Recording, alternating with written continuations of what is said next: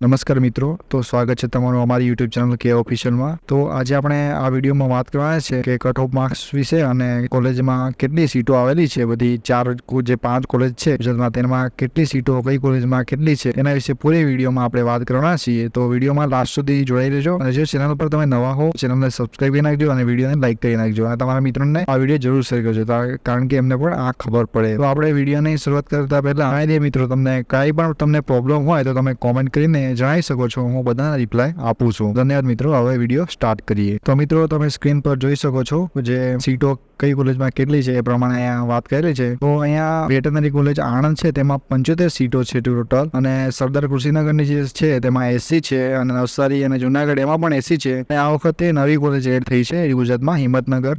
એ કોલેજમાં છે 25 સીટો જ છે અને વિષય માટે કોઈ પણ જગ્યા નથી। તો આણંદમાં છે વિષય માટે 11 સીટ, સરદાર કૃષિનગર, નવસારી અને જુનાગઢ માટે 12 સીટો તે વિષય માટે છે। સ્ટેટ કોટાની બેઠકો માટે છે જે 55, 59 અને 90 પ્રમાણે જે તમે સ્ક્રીન પર જોઈ શકો છો એ પ્રમાણે તમને જોઈ શકો છો એ પ્રમાણે સીટો મળશે। તો અહીંયા બિન અનામત કક્ષાના આર્થિક રીતે નબળા વર્ગો માટે પણ જે સીટો છે એ તમે સ્ક્રીન પર જોઈ શકો છો વિદ્યાર્થી મિત્રો। તો હવે વાત કરીએ એનઆરસી, પારસી જાતિ અને કાશ્મીરી વિસ્થાપિતો અને બિન અનામત અને અનુસૂચિત જનજાતિની જે સીટો છે એ સીટો તમે જોઈ શકો છો। બધી હું બોલીશ નહીં, કેમ કે બોલીશ તો વિડીયો લાંબો થઈ જશે વિદ્યાર્થી મિત્રો। સ્ક્રીનશોટ લઈ લો અથવા વિડીયોને પોઝ કરીને તમે જોઈ શકો છો કે જગ્યા કેટલી સીટો છે એના વિશે।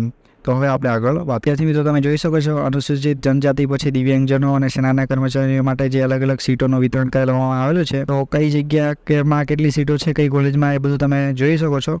હું બોલીશ તો વિડીયો લાંબો થઈ જશે, તમે સ્ક્રીનશોટ કરી પાડીને જોઈ લેજો વિદ્યાર્થી મિત્રો। તો જે આણંદની જે કોલેજ છે તેમાં 75 સીટો છે, બીજી 3 કોલેજ છે સરદાર કૃષિનગર, નવસારી અને જુનાગઢની કોલેજમાં 80ની સીટો છે, અને જે હિંમતનગરની કોલેજ છે એ વિદ્યાર્થી મિત્રો આ વખતે નવી ખોલી છે, ઓપનિંગ થઈ છે, તો તેમાં માત્ર 25 સીટો જ છે। તો તમે જોઈ શકો છો કે આ કઈ રીતના બધું ડિસ્ટ્રીબ્યુશન છે એ તમે જોઈ શકો છો। હવે આપણે વાત કરીએ કટ ઓફ માર્ક્સ વિશે। તો વિદ્યાર્થી મિત્રો, આપણે સૌથી પહેલા જનરલ કેટેગરીમાં જોઈશું।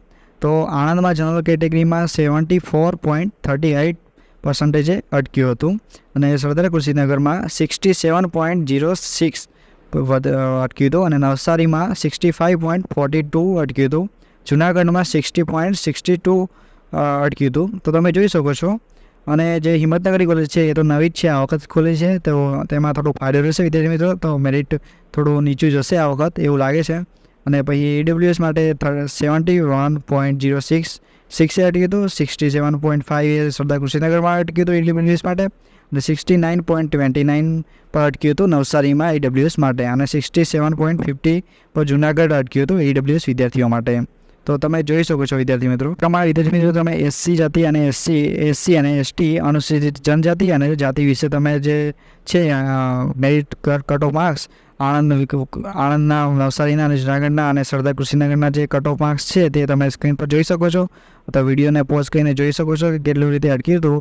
તો ST કેટેગરીનું જે છે મેરિટ લિસ્ટ ઘણું નીચું ગયું હતું, તો આ વખત પણ થોડું નીચું જશે એવી સંભાવના છે, કેમ કે હિંમતનગરની નવી કોલેજ ખોલેલી છે વિદ્યાર્થી મિત્રો। તો તમે આ બધું કમ્પ્લીટ જોઈ લેજો। તમને કોઈ પણ ક્વેશ્ચન થતો હોય તો કોમેન્ટમાં જરૂર। તો વિદ્યાર્થી મિત્રો, હવે SC, BC અને OBCને જે કહેવાય છે તેમાં પણ કટ ઓફ માર્ક્સનો જે છે તે તમે જોઈ લીધું તે વિદ્યાર્થીઓ માટે।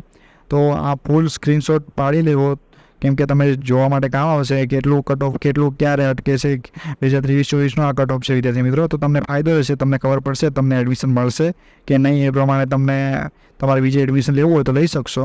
અને અમુક ટાઈમે વિદ્યાર્થી મિત્રો સીટો સેકન્ડ રાઉન્ડ આવે છે, તો તેમાં તમારે થોડી રાહ જોવી જરૂર પડે, કેમ કે રાહ જોશો તો તમને એડમિશન કદાચ મળવાની સંભાવના વધી જશે। અને તમને બીજા કોઈ પ્રશ્ન હોય તો કોમેન્ટ કરીને જરૂર જણાવજો। અને આ નવી કોઈ અપડેટ હશે તો આ યુટ્યુબ પર આવી જશે, તેના માટે યુટ્યુબને સબસ્ક્રાઈબ કરી દેજો। ધન્યવાદ મિત્રો વિડીયો જોવા માટે। વિડીયો પસંદ આવે તો લાઈક કરી દેજો। ધન્યવાદ।